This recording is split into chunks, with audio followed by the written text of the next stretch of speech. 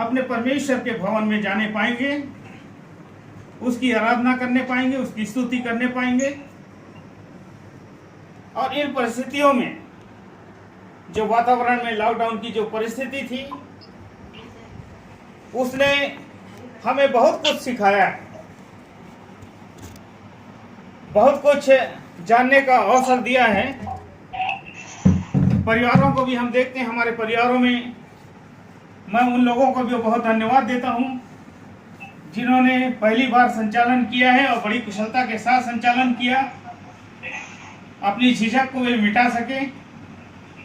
इसी प्रकार से बहुत से ऐसे परिवार में लोग थे, सदस्य थे, जो परमेश्वर के वचन को बोलने में हिचकिचाते थे। उन्हें भी यह अवसर मिला कि वे परमेश्वर के वचन को अपने परिवारों के मध्य में रख सकें। उनकी हिचकिचाहट को, उनकी घबराहट को परमेश्वर ने दूर किया और एक सुंदर समय जो परमेश्वर ने हमें दिया था इस लॉकडाउन का, उसमें बहुत सारे ऐसे परिवार थे, मैं सोचता हूँ, जहाँ पर आराधना स्तुति नहीं होती रही, जो परमेश्वर के भवन के महत्व को नहीं समझते रहे, वे भी इस परिस्थिति में परमेश्वर के वचन को और परमेश्वर के भवन के महत्व को समझ सकें। ऐसे परिवार थे, बहुत सारे ऐसे परिवार रहे। जब हम अपने प्लांट में जाते हैं, मिलते हैं, बातचीत करते हैं, तो हमें पता चलता है कि उनके घरों में कभी आराधना स्तुति नहीं हुई, ना ही कभी वे भवन गए। परंतु परिस्थिति ऐसी आई कि वे अपने परिवारों में बैठकर, अपने बच्चों के साथ, अपने परिवार के सदस्यों के साथ बैठकर अपने घरों में परमेश्वर की आराधना स्तुति करने लगे, उसकी महिमा करने लगे। जो कभी वचन नहीं पढ़ते थे, कभी चर्च नहीं जाया करते थे, परमेश्वर के भवन नहीं जाया करते थे, ऐसे ऐसे लोगों के यहाँ भी उस परिवार में परमेश्वर का वचन का प्रसारण होने लग गया। परमेश्वर के वचन को लोग समझने लग गए, उसकी ताकत को लोग समझने लग गए। इस लॉकडाउन ने हमें बहुत कुछ सिखाया, बहुत कुछ ऐसी बातें परिवारों में लाई गई कि लोग परमेश्वर के वचन से जुड़ते गए। जिन्हें बोलना नहीं भी आता था, उन्होंने भी हिम्मत की परमेश्वर के वचन को बोलने की, उसको समझाने की। और परिवार, बहुत सारे परिवार इस लॉकडाउन की परिस्थिति में, बहुत सारे परिवार परमेश्वर के वचन की स्तुति और महिमा करने के लिए जुड़े। ये सच में हमारे लिए बड़े आनंद की बात है कि परमेश्वर ऐसी परिस्थितियों को लाया हमारे जीवन में, ऐसे चीजों को हमारे जीवन में लाया जिसके द्वारा से परिवार अपने घरों में आराधना स्तुति करने लगे, उसको अपने जीवन में स्थान देने लगे। और हमारे परिवार के लिए भी ये बड़े गर्व की बात है कि हम उस जीवित प्रभु को नहीं भूले और हम अपने परिवार के साथ में बैठकर आज हम हर समय हम उसकी आराधना स्तुति निरंतर, इस प्रकार जो दिन उसने अपने लिए नियुक्त किया था उसको हमने खाली नहीं जाने दिया, परंतु इस पवित्र दिन में जिसे उसने अपने लिए बनाया था, निर्मित किया था, उस दिन के महत्व को हम समझते हुए अपने अपने परिवारों में बैठकर हम परमेश्वर की स्तुति और महिमा करते रहे। इस सुंदर समय के लिए फिर से एक बार आपको धन्यवाद देता हूँ, परिवार के सारे सदस्यों को धन्यवाद देता हूँ। हो सकता है कि हम अगले हफ्ते से परमेश्वर के भवन में जा सकें, या नहीं जा पाते हैं तो फिर से एक बार परमेश्वर हमको अवसर देगा कि हम अपने परिवार के साथ मिलकर उसकी आराधना करें, उसकी स्तुति करें और उसकी महिमा करें। इस सुंदर अवसर के लिए हम अपने जीवित प्रभु को धन्यवाद देते हैं। इससे पहले कि हम वचन में चल जाएं, हम छोटी सी प्रार्थना करेंगे, उसके बाद हम वचन में चलेंगे। आइए अपने अपने आंखों को बंद करें और हम प्रार्थना में चलें। धन्यवाद धन्यवाद धन्यवाद सारी आशीषों के देने वाले सर्वसमाधि प्यारे परमेश्वर पिता, बड़ी नम्रता और दीनता के साथ प्रभु जी आपके चरणों पर हैं। यह अवसर प्रभु जी आपने हमें दिया कि फिर से एक बार हम सारे परिवार के लोग प्रभु जी आपस में मिलकर तेरी आराधना स्तुति करने के लिए अपने सुंदर समय को निकाल सके प्यारे परमेश्वर पिता। और इस माध्यम से प्रभु जी जो इलेक्ट्रॉनिक्स माध्यम है, तूने हमको आपस में मिलने का, आपस में जुड़ने का अवसर दिया है प्रभु जी, कि हम आपस में मिलकर तेरे उस प्रेम को हम याद कर सकें और फिर बैठकर प्रभु जी आपस में बैठकर तेरे वचन की सहभागिता को हम प्राप्त कर सकें। विनती प्रार्थना करता हूँ प्यारे परमेश्वर पिता, तो हम में से पवित्र आत्मा की अगुवाई देना, जो सुनने वाले हैं उनको, जो सुनाने वाले हैं उनको, हर एक बातों में प्रभु जी आपकी आशीष चाहते हैं कि पवित्र आत्मा की भरपूरी हम में से प्रत्येक के जीवन में, प्रत्येक के लोगों को मिले प्रभु जी, कि हम उस पवित्र आत्मा की अगुवाई में आपके वचन को रख सकें। सुनने वाले और सुनाने वाले सभी लोग प्रभु जी इस वचन के द्वारा आनंदित हों और अपने जीवन के द्वारा अपने जीवन को उन शिक्षाओं से जोड़ें प्रभु जी, जो आज इस वचन के माध्यम से रखी जाती है। होने दीजिए प्यारे परमेश्वर पिता, वचन को हम समझ सकें, सीख सकें और तेरी महिमा के लिए प्रभु जी 100 गुना फैलाने वाले बन सकें। आज की आराधना को आपके हाथों में सौंपते हुए, विशेषकर इस वचन को प्रभु जी जो मैंने आपके निमित्त लाया है प्रभु जी, कि परिवारों के मध्य में उन शिक्षा को हम रख सकें, उसके लिए प्रभु जी आपको धन्यवाद देता हूँ। इस प्रार्थना को आपके बेटे प्रभु यीशु मसीह ख्रिस्ट के मधुर और मीठे नाम से मांगता हूँ, दया करके ग्रहण करिए, आमीन। आवाज आ रही?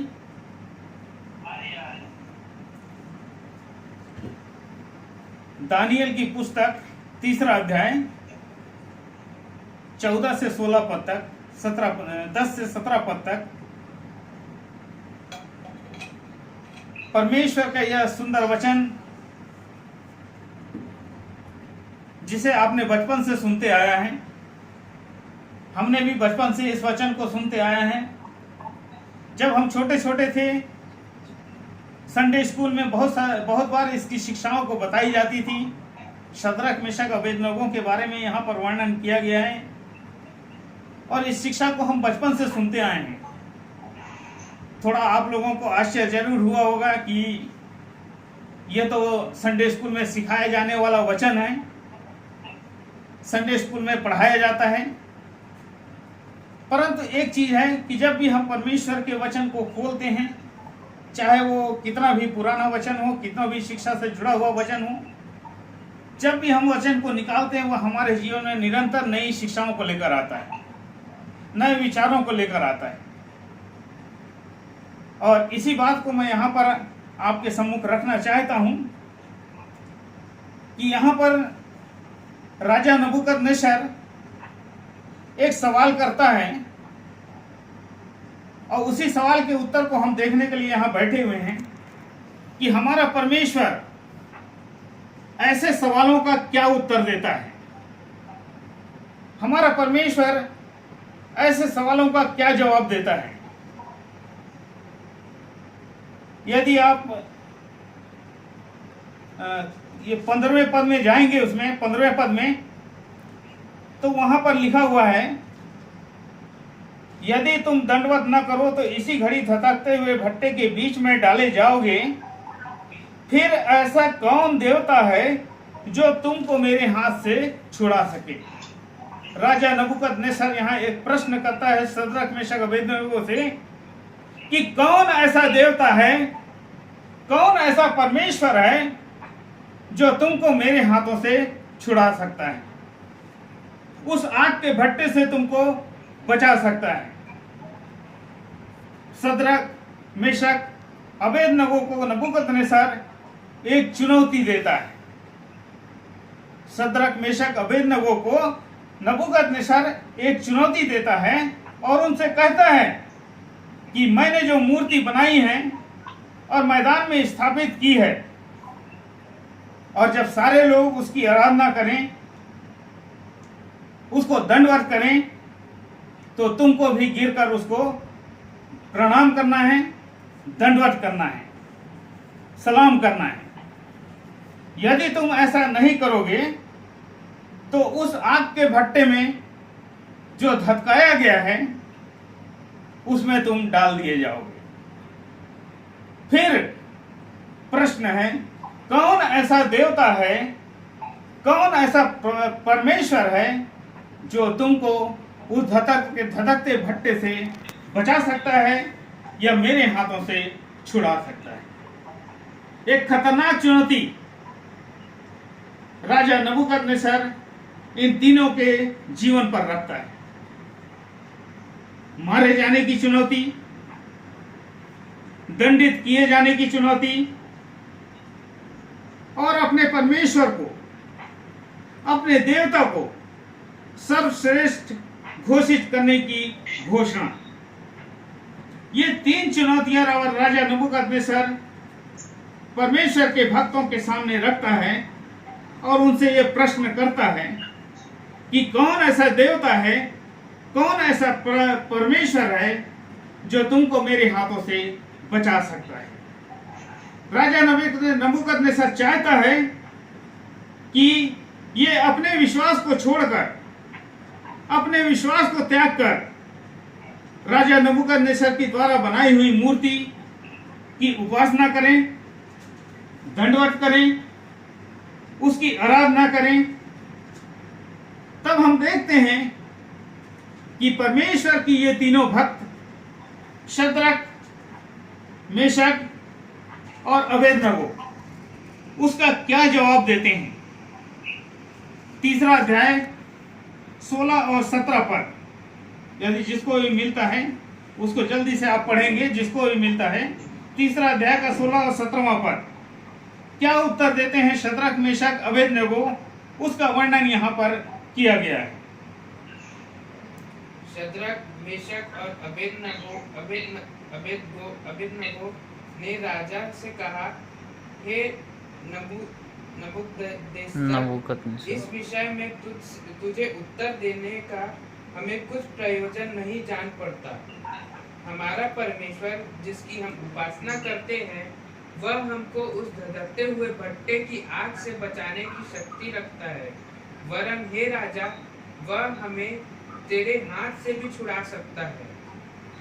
देखिए, तीनों जो परमेश्वर के भक्त थे वह किस प्रकार इस चुनौती का सामना करते हैं, उस प्रश्न का उत्तर देते हैं।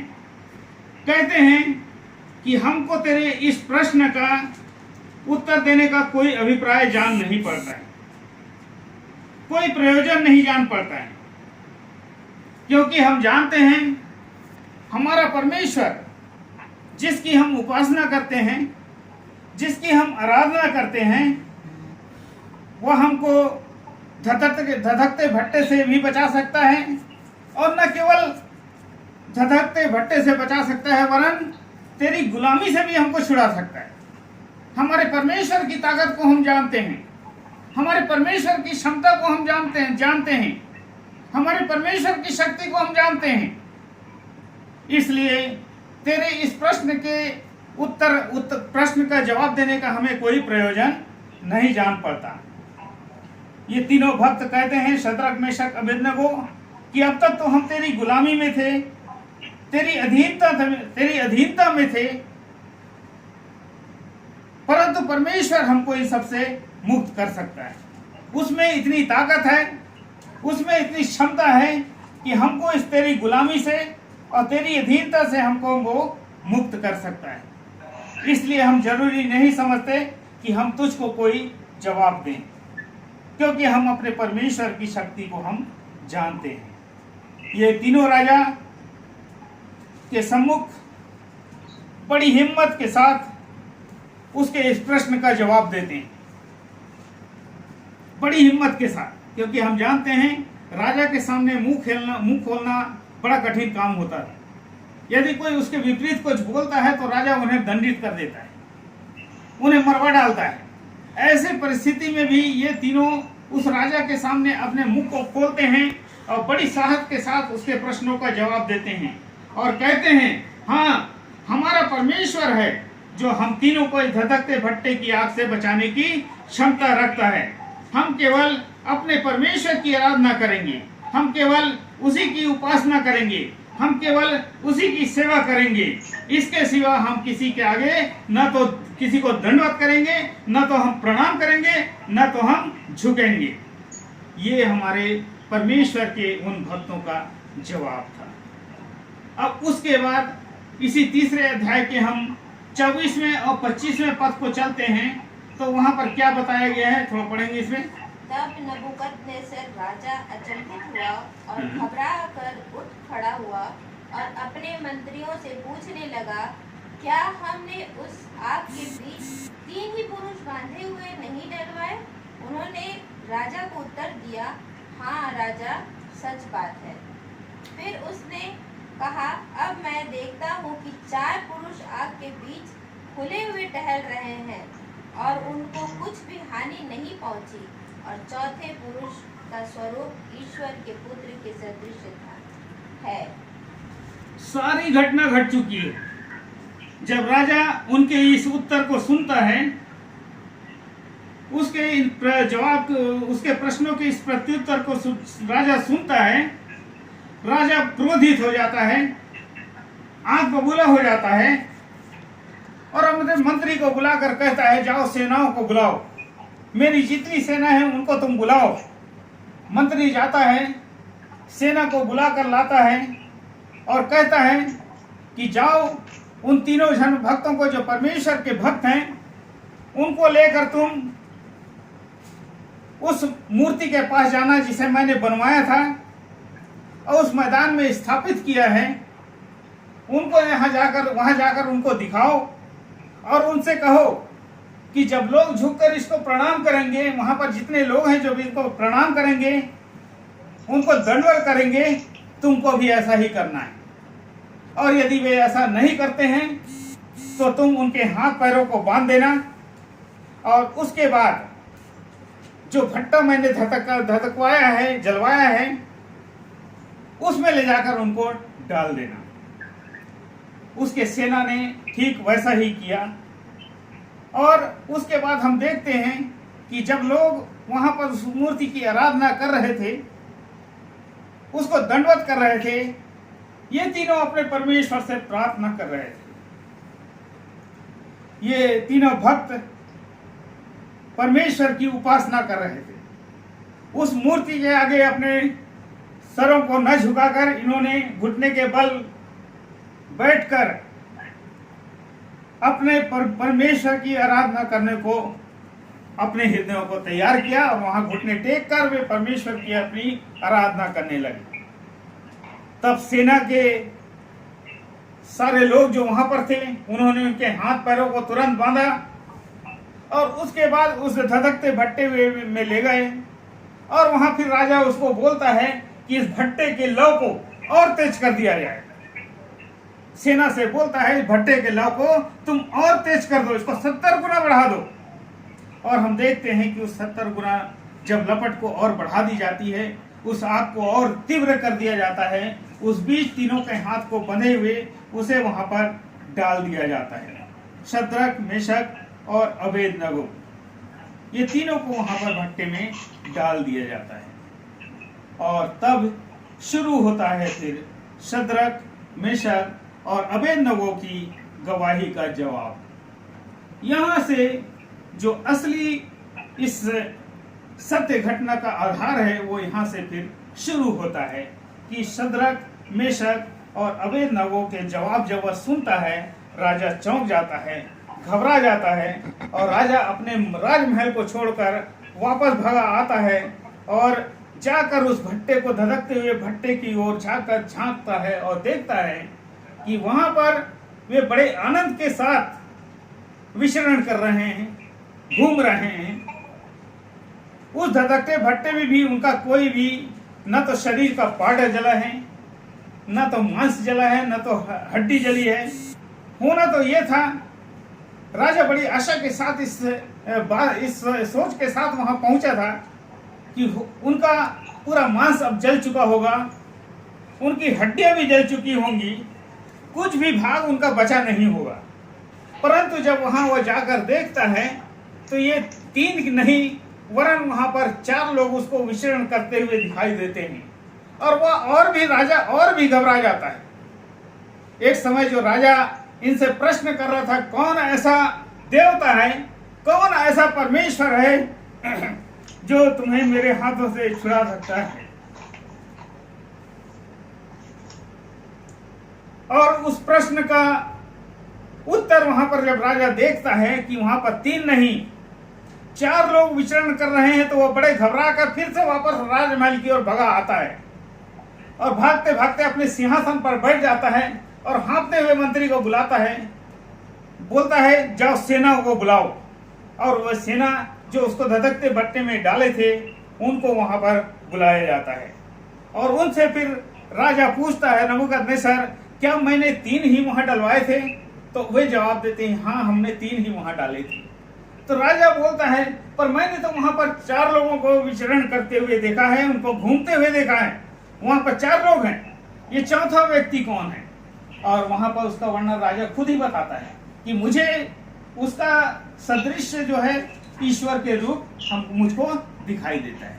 वो चौथा जो पुरुष है वो ईश्वर के तुल्य मुझको दिखाई देता है।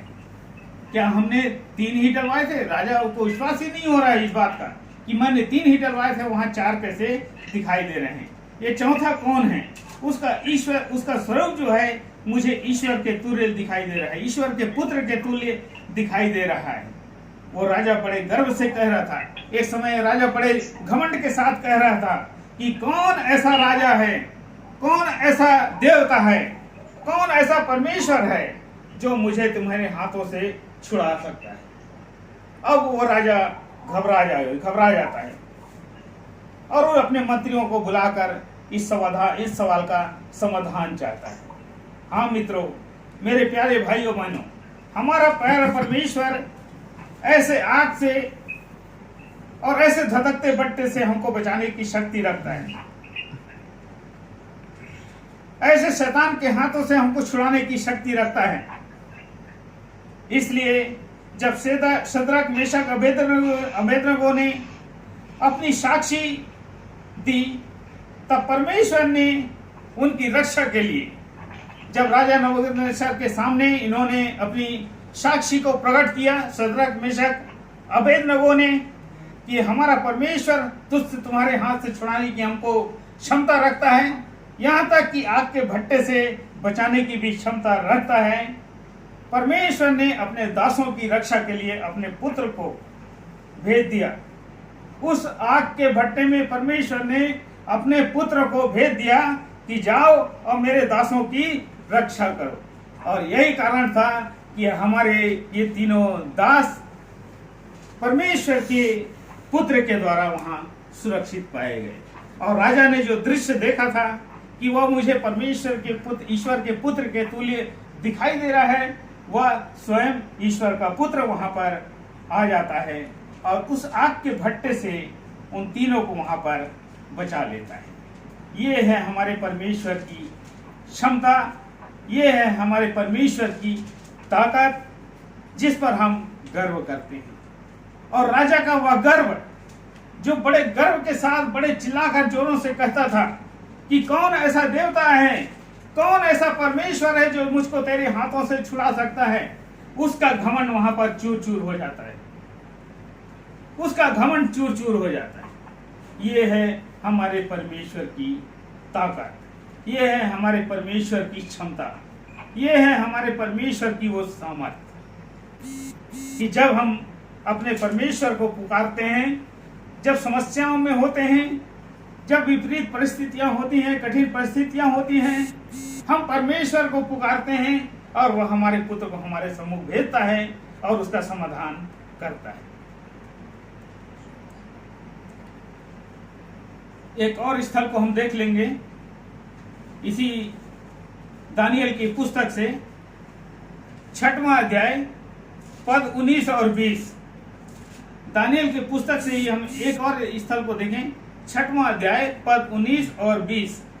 और को पांव फटते ही राजा उठा और सिंहों के गड्ढे की ओर फुर्ती से चला गया। जब राजा गड्ढे के निकट आया, तब शोक भरी वाणी से चिल्लाने लगा और दानियल से कहा, हे दानियल, हे जीवित परमेश्वर के दास, क्या तेरा परमेश्वर जिसकी तू नित्य उपासना करता है तुझे सिंहों से बचा सका है? राजा दारा जो बेबीलोन पर राज्य करता था, दानियल के ऊपर एक प्रश्न करता है कि कौन ऐसा देवता है, कौन ऐसा परमेश्वर है जो तुझे सिंहों के मांदों से बचा सकता है। दानियल जो कि जीवित परमेश्वर का दास था, वो उसकी उपासना करता था। राजा दारा इस बात को अच्छे से जानता है कि वह उसके सिवा किसी की उपासना नहीं करता है और उससे ये प्रश्न करता है कि क्या तुझे सिंहों के मान में यदि तुझे डाल दिया जाए तो क्या तुझे सिंहों से बचाया जा सकेगा? कौन ऐसा देवता है जो तुझको आकर बचाएगा? कौन ऐसा परमेश्वर है जो तेरे हाथों से, मेरे हाथों से तुझको बचा सकेगा? उस दानियल से पूछ रहा है जिसे उसने उस रात्रि के समय, उस संध्या बेला में सिंहों के मांद में डाल दिया। दानियल का गुनाह केवल इतना था कि वह अपने केवल सच्चे परमेश्वर की ही आराधना करता था, हमेशा घुटने टेक कर उससे प्रार्थना किया करता था, उससे बातचीत किया करता था। और यह बात राजा दारा के अधिकारियों को पसंद नहीं थी, राजा दारा को पसंद नहीं था। इसलिए वे उसके इस विश्वास के विरुद्ध उसमें दोष ढूंढते हैं, जिससे वे दोष लगाकर उसे सिंहों के मांद में डाल दे। और हम देखते हैं पौ फटते ही यानी बड़े भोर को राजा दारा उठता है और उस सिंहों के मांद की ओर दौड़ा जाता है, जिसे वे रात्रि में उसने दानियल को डलवाया था मांद में, सिंहों के मांद में। उस मांद की ओर बड़े भोर को उठता है और दौड़ा चला जाता है जहां पर दानियल को डाला गया था। और जैसे ही वो मांद में नजदीक पहुंचता है, चिल्लाकर दानियल से कहता है, क्या तेरा परमेश्वर तुझे सिंहों से बचा सका है? एक सवाल उनसे वो करता है कि क्या तेरा परमेश्वर उस सिंहों से तेरी रक्षा कर सका है? क्या तेरा देवता उससे बचा सका है, उन सिंहों से तुझको बचा सका है? क्या तेरा परमेश्वर उस सिंहों से तेरी रक्षा कर सका है? राजा दानियल से पूछ रहा है, उस व्यक्ति से वो पूछ रहा है जिसे वो रात्रि के समय ही सिंहों के मांद में डलवा दिया था। होना तो यह था कि जैसे ही वो सिंहों के मांद में उनको डलवाया दानियल को, उसी घड़ी उसी क्षण उन भूखे शेरों के द्वारा उसका भक्षण कर लेना था, उसको खा जाना था, उसकी मांस और हड्डियां भी नहीं बचनी थी। लेकिन राजा एक उम्मीद में और एक आशा में यह पूछ रहा है कि क्या ऐसा जीवित परमेश्वर है तेरा, जो जिसकी तू उपासना करता है, क्या वह तुझको बचा सका है? जिसकी तू हमेशा उपासना किया करता था, घुटने टेक कर प्रार्थना किया करता था, जिससे तू बातचीत किया करता था, क्या तुझे इन सिंहों से बचा सका है? तुझे सिंहों से रक्षा कर सका है? देखते हैं कि दानियल उसका क्या उत्तर देता है, क्या प्रति उत्तर देता है। 6 का 22वां, इसी अध्याय में 6 का 22वां पद, दानियल उसका क्या प्रति उत्तर देता है, देखिए। मेरे परमेश्वर ने अपना दूत भेजकर सिंहों के मुंह को ऐसा बंद कर रखा कि उन्होंने मेरी कुछ भी हानि नहीं की। कुछ भी हानि नहीं की। मेरे परमेश्वर के दूत को भेजकर, देखिए परमेश्वर अपने दासों की कैसे रक्षा करता है, अपने विश्वासियों की कैसे रक्षा करता है, अपने लोगों की कैसी सुरक्षा करता है कि वह जब सिंहों के मांद में डाला गया, परमेश्वर उसी घड़ी उसी क्षण अपने दूत को उस मांद में भेज देता है, उसी क्षण अपने दूतों को वहां भेज देता है कि वे सिंह के मुंह को खोलने से रोक दे। और सिंह, जो कि हम जानते हैं बड़ा खूंखार जानवर होता है, उसके सामने यदि किसी प्रकार की खाने की वस्तु आ जाए, मांस वाली वस्तु आ जाए, तो उसको पल भर में ही साफ कर देता है।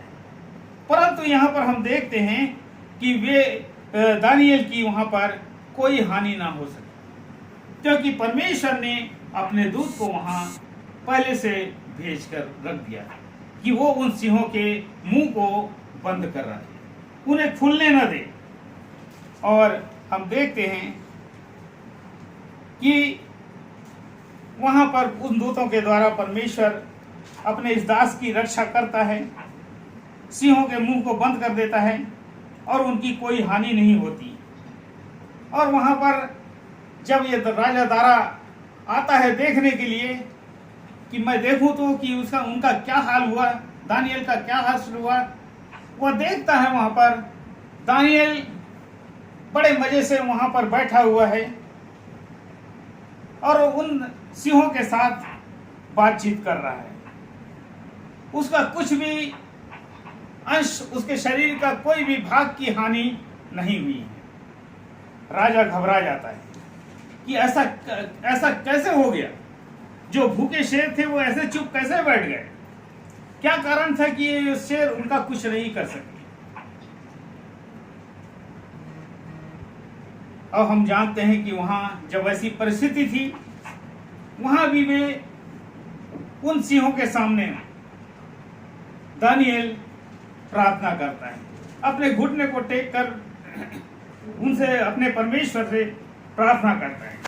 और उस प्रार्थना का प्रत्युत्तर परमेश्वर ये देता है कि वो अपने दूत को भेजकर उन सिंहों के ऊपर प्रबल कर देता है। सिंह जो कि इतना शक्तिशाली होता है, जैसे उसे जंगल का राजा कहा जाता है, सबसे प्रभावशील और सबसे ताकतवर माना जाता है, उसकी ताकत को भी परमेश्वर के इन दूतों ने वहां पर समाप्त कर दिया।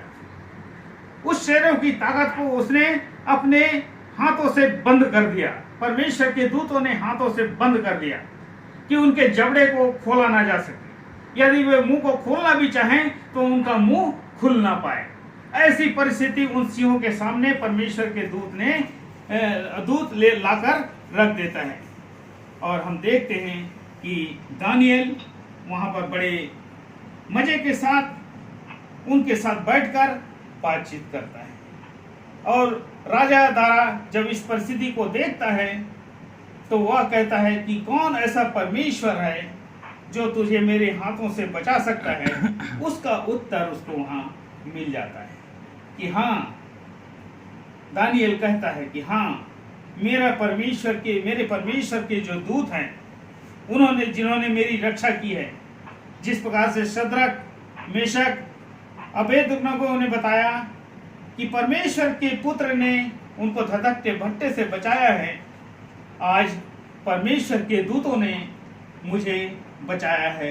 ये दानियेल कहता है, अपनी गवाही को राजा के सम्मुख रखता है कि परमेश्वर के दूत ने परमेश्वर ने अपने दूत को भेजकर मेरी रक्षा की है, मेरी रखवाली की है, क्योंकि मैं उसका भक्त हूँ, उसका दास हूँ। मैं उसके सिवा किसी और के लिए अपने सरों को नहीं झुकाऊंगा, न ही मैं किसी और के आगे अपने सरों को झुकाऊंगा, न ही उसकी दंडवत करूंगा, न ही उसको प्रणाम करूंगा। चाहे मेरे ऊपर कैसी भी विपत्ति आ जाए, कैसी भी परिस्थिति तुली आए, मैं उसके सिवा किसी की उपासना नहीं करूंगा।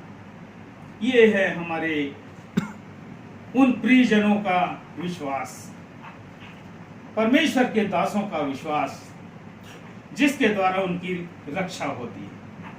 शद्रक, मेशक, अबेदनगो ने परमेश्वर के पुत्रों के द्वारा बचाया गया। यहाँ पर परमेश्वर के दास के द्वारा इनकी रक्षा होती है, दानियेल की रक्षा होती है। इसी प्रकार से यशायाह की पुस्तक, उसका 36वां अध्याय 13 से 20, यहाँ पर यदि हम देखते हैं यशायाह की पुस्तक, आप निकालिएगा, पढ़वाऊंगा नहीं इसको मैं। यहाँ पर राजा हिजकिय्याह के सामने भी एक प्रश्न आता है।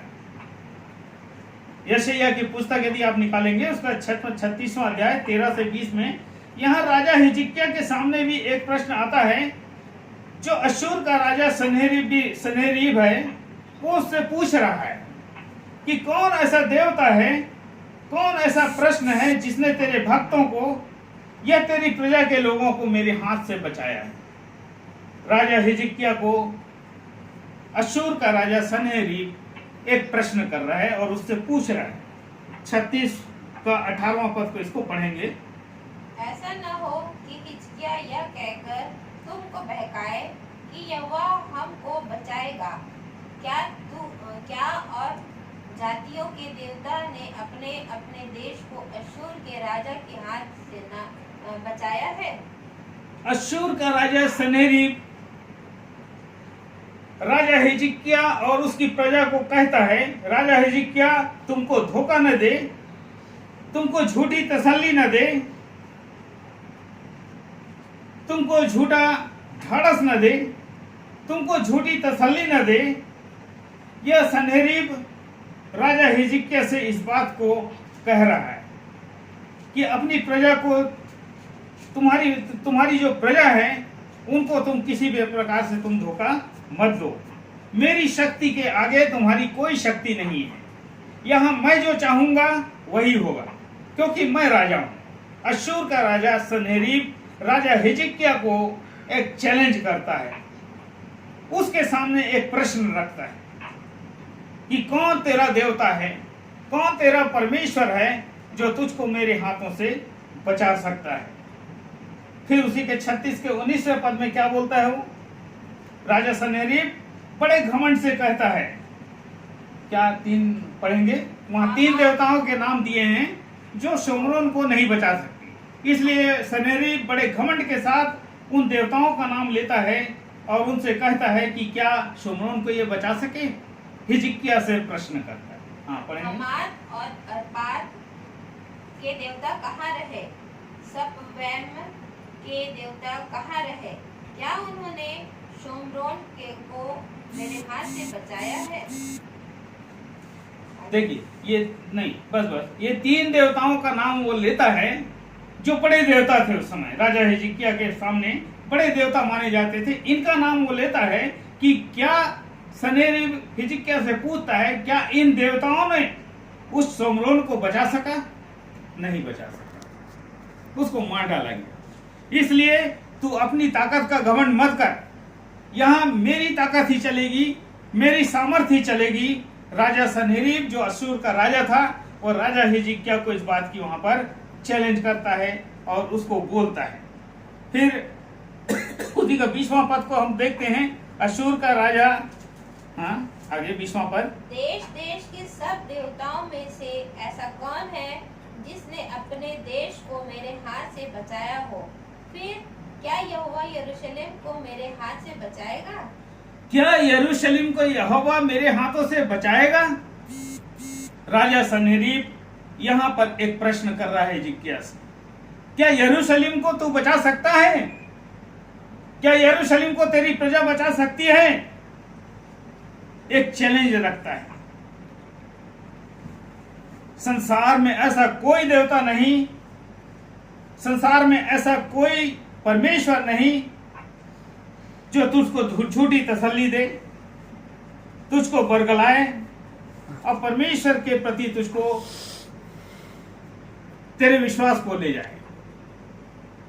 राजा सन्हेरीब हिजकिय्याह राजा को बरगला देता है, उसकी ताकत के ऊपर अपनी ताकत को सर्वश्रेष्ठ समझता है। तब हम देखते हैं कि यहाँ पर परमेश्वर, जो राजा हिजकिय्याह जो परमेश्वर के प्रति वफादार था, अपने परमेश्वर के प्रति ईमानदार रहता था, उसकी शक्ति और उसको ताकत को वो जानता था। राजा हिजकिय्याह अपने परमेश्वर के प्रति क्या उत्तर देता है सन्हेरीब को, इसको हम देखते हैं 37 और उसका 33वां पद, 37 अध्याय का 33वां पद। इसलिए यहोवा अश्शूर के राजा के विषय यूं कहता है कि वह इस नगर में प्रवेश करने। देखिए क्या बोल रहे हैं, देखिए राजा हिजकिय्याह जो परमेश्वर के, अपने जीवित परमेश्वर के प्रति वफादार था, अपने परमेश्वर के विश्वास में दृढ़ता मजबूती के साथ अपने जीवन को रखा हुआ था, अपनी प्रजा की रखवाली कर रहा था, उसको राजा अश्शूर का राजा सन्हेरीब एक प्रश्न करता है कि कौन ऐसा देवता है, कौन ऐसा परमेश्वर है जो तुझको मेरे हाथों से बचा सकता है। उसका जवाब यहाँ पर राजा हिजकिय्याह दे रहा है कि वह राजा जो सन्हेरीब है वो क्या होगा, नगर में, उस यरूशलेम नगर में प्रवेश करने भी ना पाएगा।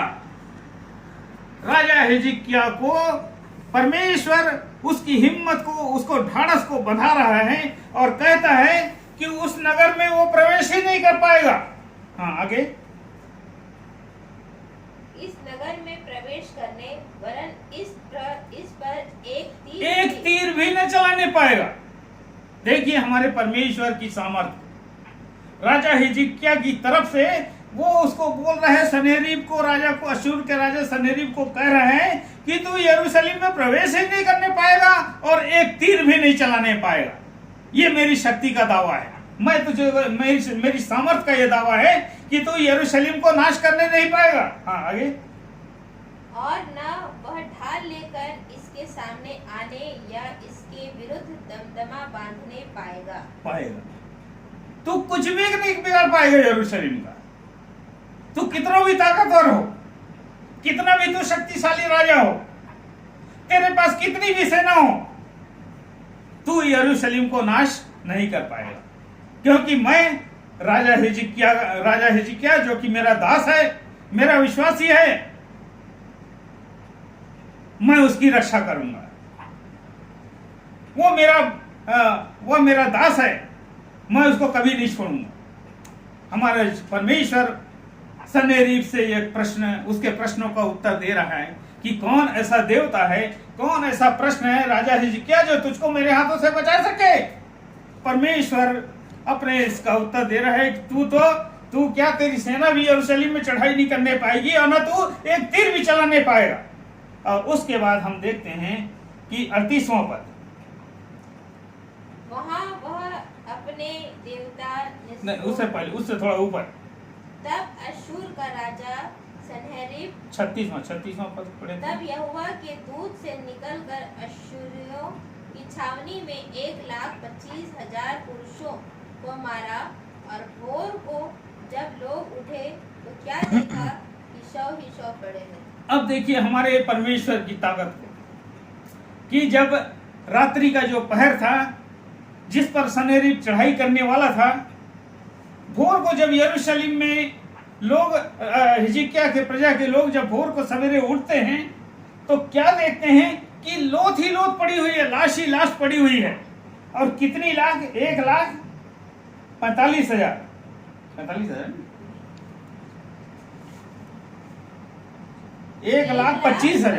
1,25,000 लाश वहां पर पड़ी हुई है। ये है हमारे परमेश्वर की सामर्थ, ये है हमारे परमेश्वर की ताकत, ये है हमारे परमेश्वर का बल, जिसे राजा हिजकिय्याह के द्वारा वहां पर दिखाया गया। फिर 38वां पद को देखेंगे यदि हम, तो वहां पर बताया गया है कि यह राजा सन्हेरीब, अश्शूर का राजा सन्हेरीब, जिसको अपने देवताओं पर बड़ा घमंड था, अपने परमेश्वर पर वो बड़ा घमंड करता था, कहता है कि कौन ऐसा देवता है, कौन ऐसा परमेश्वर है, राजा हिजकिय्याह को चैलेंज करता है कि जो तुझको और तेरे यरूशलेम को बचा पाएगा। अपने देवता की जब वो पूजा करता रहता है, आराधना करता रहता है। 38वां पद, वहाँ वह अपने देवता निस्रोक के मंदिर में दंडवत कर रहा था कि इतने में उसके पुत्र अद्रमेलेक और शेरेसेर ने उसको तलवार से मारा और अरारात देश में भाग गए। तब उसका पुत्र एसरहद्दोन उसके स्थान पर राज्य करने लगा। ये है सन्हेरीब राजा का देवता। अब देखिए, एक तरफ हमारे परमेश्वर, जीवित परमेश्वर के सामर्थ, और दूसरी तरफ सन्हेरीब राजा का परमेश्वर, उसका देवता जिसकी वो आराधना कर रहा है, उसकी स्तुति कर रहा है। वहां पर लिखा हुआ है कि उसका पुत्र ही आता है और तलवार से उसका गला को काट देता है, और राजा सन्हेरीब वहां ढेर हो जाता है। उसका स्वयं का देवता, उसका स्वयं का परमेश्वर उसकी रक्षा नहीं कर पाता। ये है राजा सन्हेरीब का देवता, राजा सन्हेरीब का परमेश्वर। और एक ये है हमारा परमेश्वर जो राजा हिजकिय्याह की रक्षा करता है, यरूशलेम की रक्षा करता है, और 1,25,000 लोगों को रात ही रात में 1,25,000 मामूली चीज नहीं होती, लाश ही लाश बिछा देता है। ऐसी सामर्थ हमारे परमेश्वर की। सन्हेरीब का परमेश्वर हमारा परमेश्वर, राजा हिजकिय्याह का परमेश्वर, दोनों की सामर्थ में बहुत अंतर है।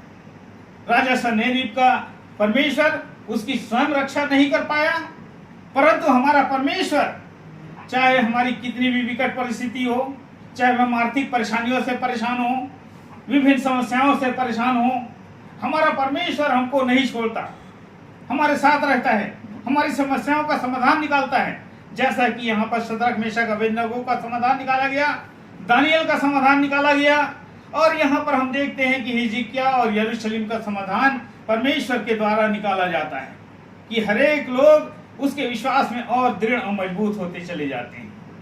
इसी प्रकार से एक और स्थल है, उसको भी हम देखें जो हमारे विश्वास को और दृढ़ और मजबूत बनाता है। योना की पुस्तक उसका पहला अध्याय उसका 13, 14 और 15वां पद। योना की पुस्तक उसका पहला अध्याय को ही हम निकाल लेंगे, उसमें 13, 14 और 15 पद, जिसको भी मिलता थोड़ा पढ़ेंगे जल्दी से। तो भी वे बड़े यत्न से खेते रहे कि उसको किनारे पर लगाएं, परंतु पहुंच न सके, क्योंकि समुद्र की लहरें उनके विरुद्ध बढ़ती ही जाती थी।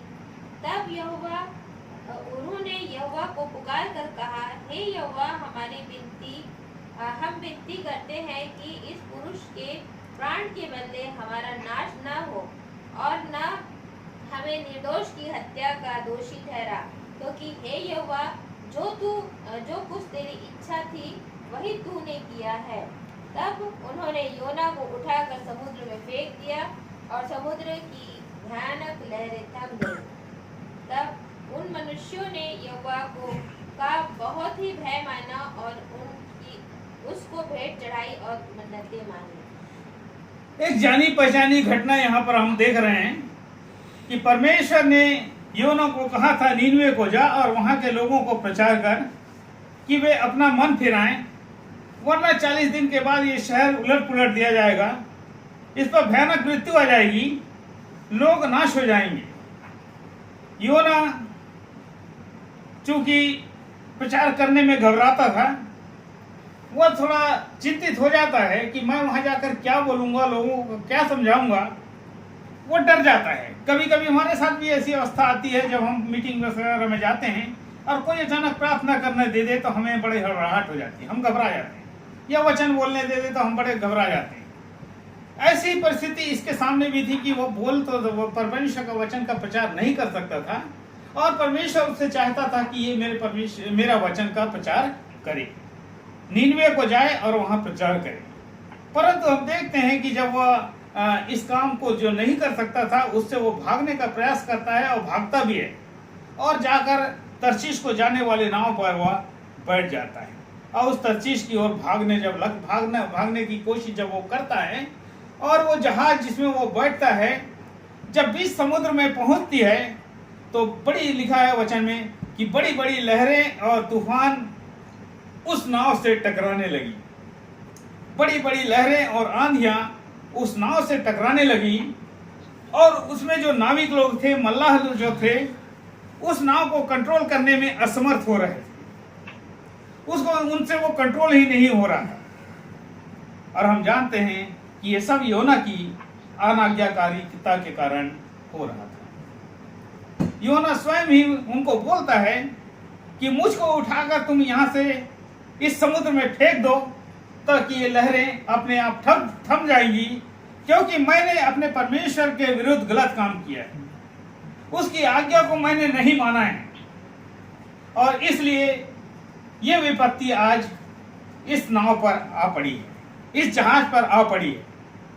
और उन्होंने, हम देखते हैं कि उसकी योना को उठाकर समुद्र में फेंक देते हैं और जय हुई समुद्र में उसको फेंका जाता है, लहरें शांत हो जाती हैं, थम जाती हैं।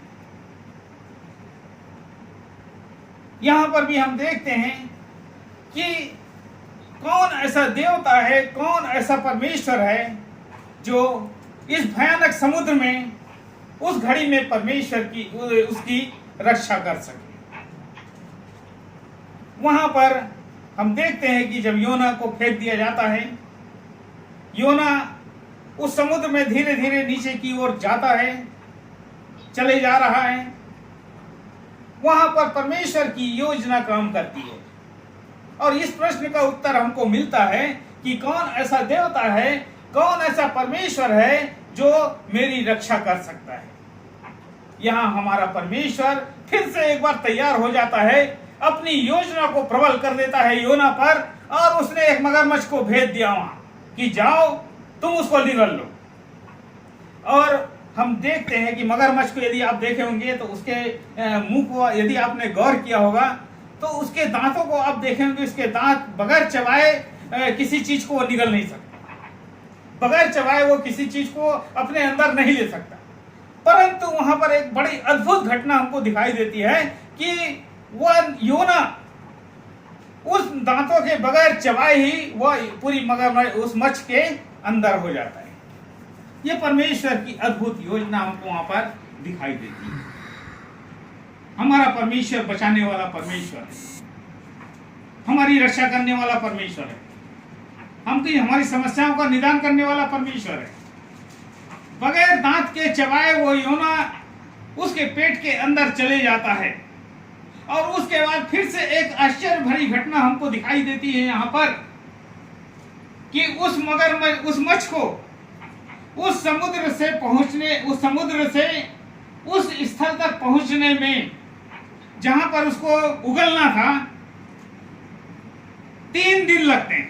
3 दिन, क्योंकि लिखा है वचन में वो 3 दिन उसके पेट में पड़ा रहा, 3 दिन और रात उसके पेट में पड़ा रहा। एक बड़ी आश्चर्य और अद्भुत घटना परमेश्वर की योजना पर यहाँ पर हम देखते हैं कि परमेश्वर की योजना कैसी अद्भुत अपने लोगों के लिए रहती है, कैसी रक्षा वो अपने लोगों के लिए करता है। एक बड़ी अद्भुत घटना हमको यहाँ दिखाई देती है। और मगर वो मच्छ उस समुद्र के किनारे आने तक उसको 3 दिन लग गए और जब वह आता है समुद्र के किनारे वह उसको उगल देता है और उगलने के बाद भी हम देखते हैं कि उसका कुछ भी अंश खराब नहीं होता।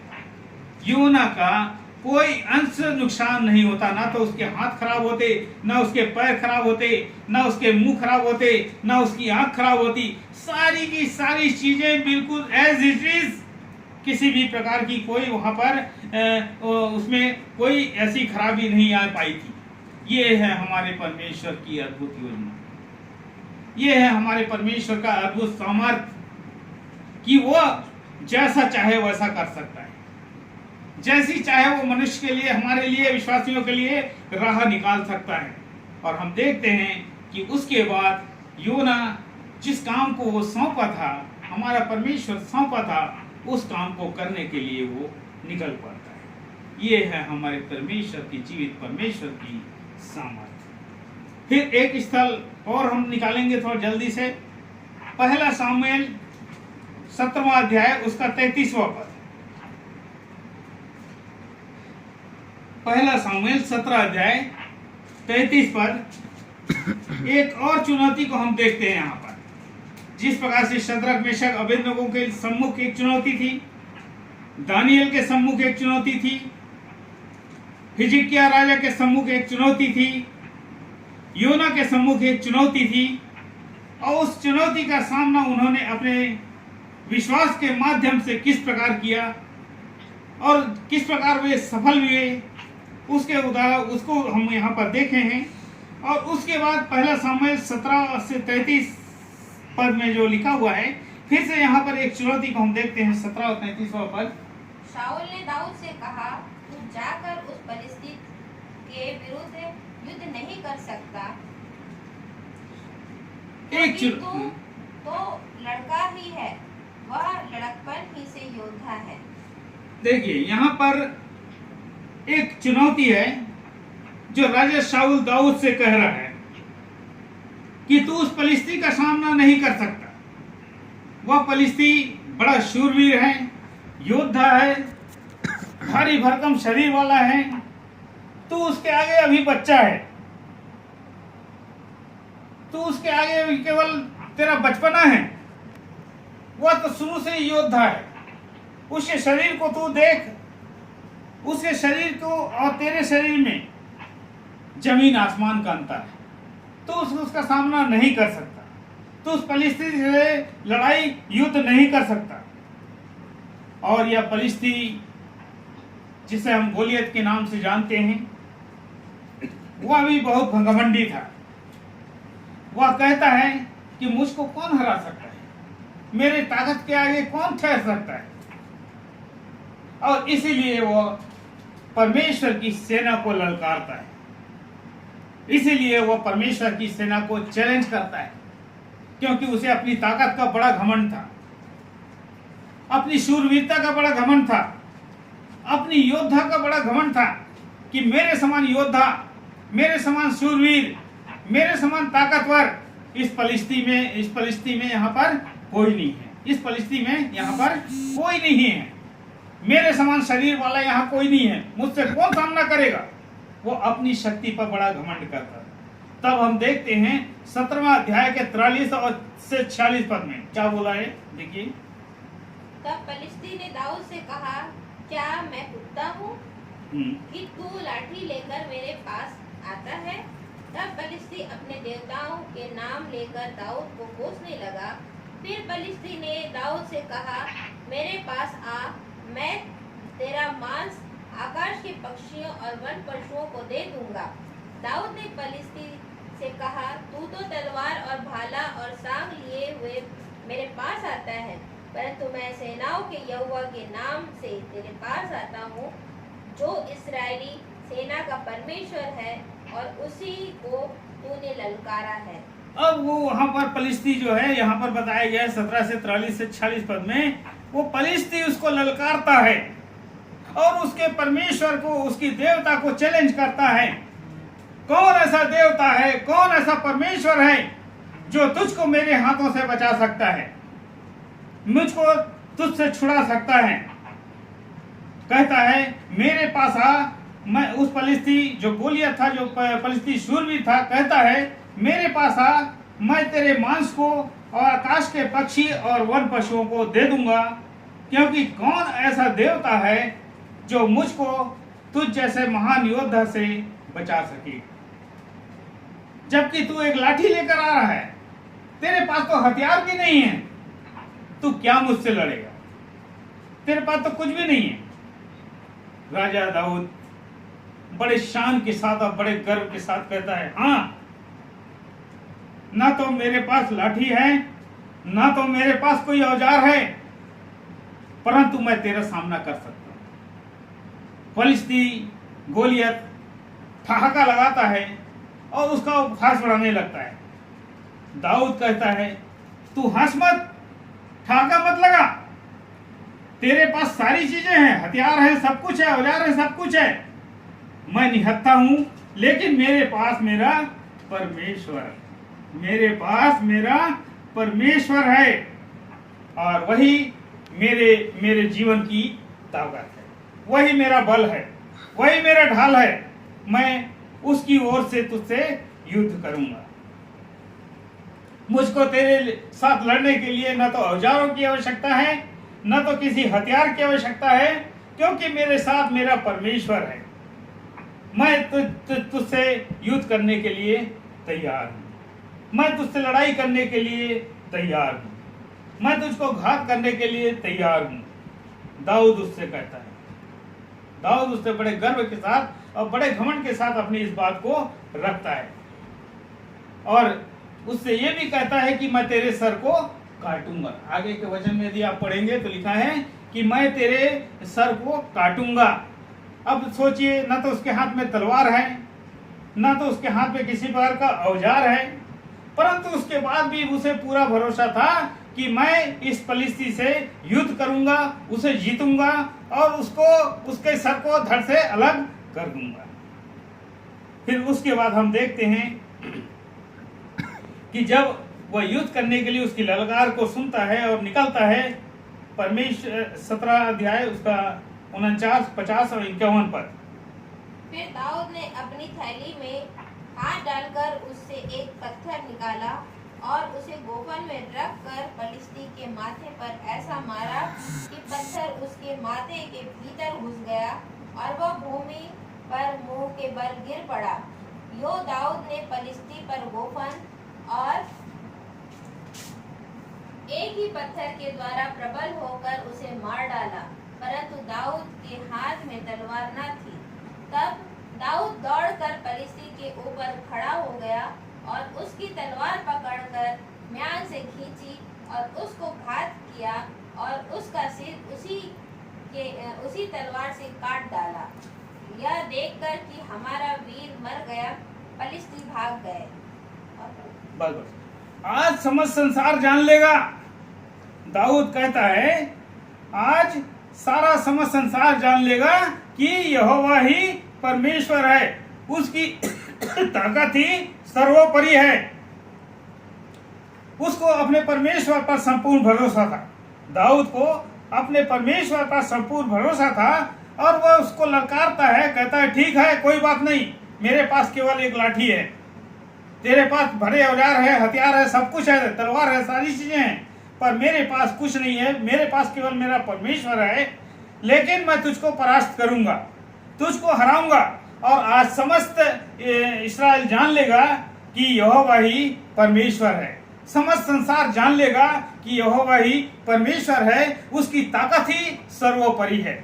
और वो अपने थैली में हाथ डालता है, गोफन निकालता है और केवल एक पत्थर ही उसके माथे पर मारता है और वो ढेर हो जाता है। ये है हमारे परमेश्वर की ताकत और सामर्थ। ये है हमारे जीवित परमेश्वर की ताकत और सामर्थ कि अपने लोगों की वो कैसे रक्षा करता है और अपने इस वचन को भी वो पूरा करता है। दाऊद जो कहता है कि मैं तेरा सिर काट डालूंगा, और जब वो देखता है गोफन से मारता है, फलिस्ती ढेर हो जाता है, गिर पड़ता है जमीन पर। और फलिस्ती की सेना जो रहती है वो देखती है कि हमारा मुखिया जो रहता है वो मर गया है, गिर गया है जमीन पर। फलिस्ती की सेना वापस भागने लगती है और राजा दाऊद दौड़ते दौड़ते जाता है, उसके ऊपर छाती पर चढ़ जाता है, उस फलिस्ती गोलियत के ऊपर चढ़ जाता है और उसी का तलवार लेता है और उसके गले को काट डालता है। जो वचन उसने कहा था उसको वो पूरा कर देता है। हमारा परमेश्वर आज और युगान युग एक सा है, वो बदलता नहीं।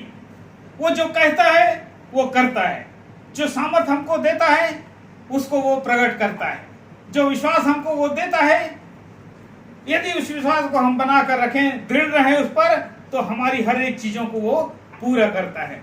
जैसा यहाँ पर हम देखते हैं शद्रक, मेशक, अबेदनगो ने अपने विश्वास को अपने परमेश्वर पर किया और एक चैलेंज जो राजा के द्वारा दिया गया था कि कौन ऐसा देवता है, कौन ऐसा परमेश्वर है जो तुझको मेरे हाथों से छुड़ा सकता है, उसको उन्होंने अपने विश्वास के द्वारा दृढ़ और पूरा किया कि परमेश्वर ने अपने पुत्र को भेजकर वहां पर उसकी रक्षा की।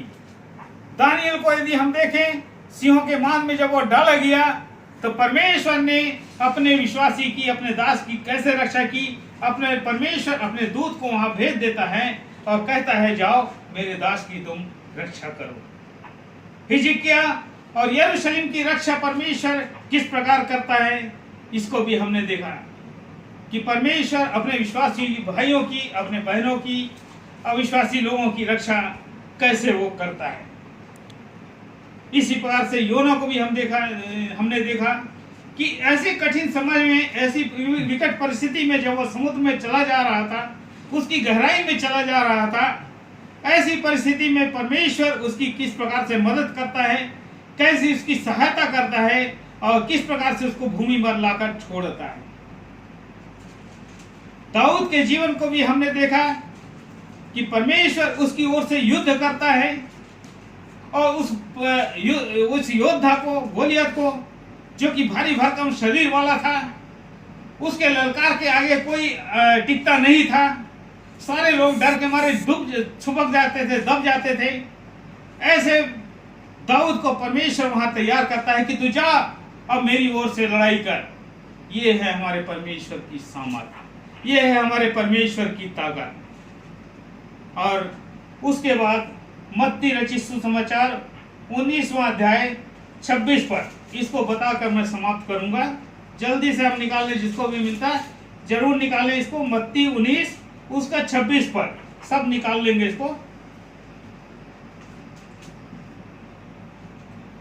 यीशु ने उनकी ओर देखकर कहा, मनुष्यों से तो यह नहीं हो सकता, परंतु परमेश्वर से सब कुछ हो सकता है। हाँ, देख ली, मनुष्य से तो ये नहीं हो सकता, परंतु परमेश्वर से सब कुछ हो सकता है। मनुष्य उस आग के भट्टे से जाकर शद्रक मेशक अबेदनगो को नहीं बचा सकता। मनुष्य दानियल को उन सिंहों के मुंह के सम्मुख से वापस सुरक्षित नहीं ला सकता था। मनुष्य हिजकिय्याह और राजा यरूशलेम में 1,25,000 लोगों को एक ही दिन में नाश कर देना, यह मनुष्य के बस की बात नहीं थी। जो काम मनुष्य से नहीं हो सकता है वो परमेश्वर हमारा कर सकता है। योना को उस गहरे समुद्र से निकालना मनुष्य के बस की बात नहीं है कि उतने गहरे समुद्र में जाकर वो योना को निकाल ले आए। मनुष्य में इतनी क्षमता नहीं, इतनी ताकत नहीं है कि वो दाऊद को से कह दे कि वो गोलियत को मार दे। मनुष्य में इतनी क्षमता नहीं, इतनी ताकत नहीं जैसा हमारे परमेश्वर में। इसलिए वचन कहता है मनुष्य में वो ताकत नहीं, वो क्षमता नहीं जैसी मेरे में।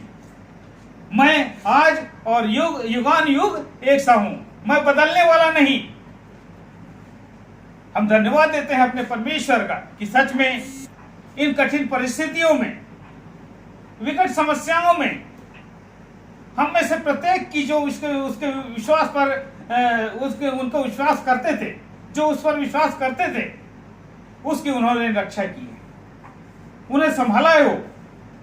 और चाहते हैं, हम इसी प्रकार से चाहते हैं कि जिस प्रकार से इन सारे भाइयों का जो विश्वास था, शद्रक मेशक अबेदनगो, दानियल, योना, हिजकिय्याह, दाऊद, इनका जो विश्वास था कि कैसे इन्होंने अपने जीवित प्रभु पर, अपने परमेश्वर पर इतनी भारी विपत्तियों में, इतनी कठिन परिस्थितियों में, इतने कठिन समयों में अपने विश्वास को स्थिर और दृढ़ और मजबूत रखा। हम भी चाहते हैं कि हम भी, जबकि यह परिस्थिति ऐसी आई हुई है हमारे सम्मुख, एक महामारी, एक बीमारी, एक कठिन दौर जो हम देखते हैं, इस कठिन दौर में भी हम अपने आप को स्थिर और मजबूत रखें, अपने विश्वास को दृढ़ रखें और अपने अपने घरों पर बैठकर इन सारी समस्याओं के समाधान के लिए हम अपने परमेश्वर से प्रार्थना करें कि हमारे परमेश्वर सारी चीजों का निदान करें और हम बड़े सुख से, चैन के साथ, शांति के साथ हम परमेश्वर के आराधनालय में जाकर और जहां कहीं भी हम रहते हैं वहां पर रहकर हम परमेश्वर की आराधना करें, उसकी महिमा करें, उसकी स्तुति करें, उसकी बड़ाई करें।